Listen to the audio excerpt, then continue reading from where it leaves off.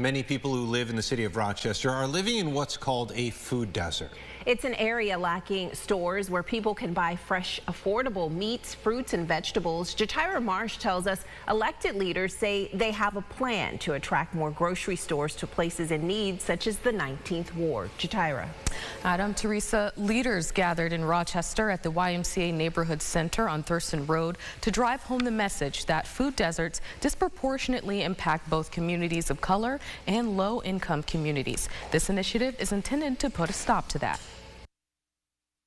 Top 5 poorest zip codes in New York State, 3 of them are right here in the city of Rochester. Top 25 poorest zip codes in New York State, 5 are in the city of Rochester. That is why this bill is so very, very important. And I know there's stuff that people can't agree on, but this bill, it's just common sense. This is something that everybody should agree on, regardless of your stripe, blue, red, vegetarian, I don't care what your background, you should get behind and support this bill. This is something that we should be able to support, and I'm glad Senator Gillibrand is leading the effort on this. Senator Kirsten Gillibrand says this week she will send a letter to the committee members in charge of crafting the federal budget, asking them to double the funds set aside to address food insecurity for families in underserved communities from $25 to $50 million.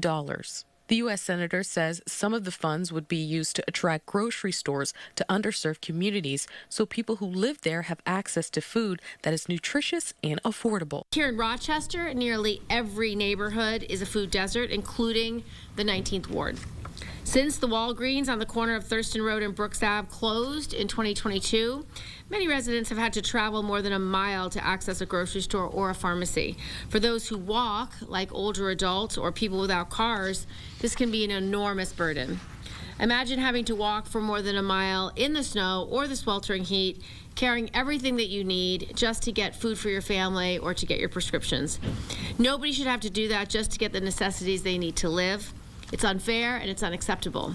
Both Mayor Evans and Monroe County Executive Adam Bello agree. This is a public health issue. This is a public health crisis for so many of our residents, and it can have serious consequences for the health and well-being of our community. So addressing food deserts, this will improve the overall health and wellness of our residents and reduces health care costs associated with diet-related issues.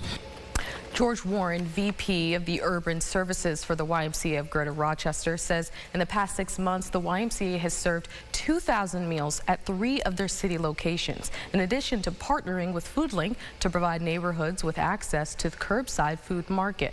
He says seeing the food insecurity so often, he's happy that Senator Gillibrand is moving forward with this initiative. Back to you at the desk.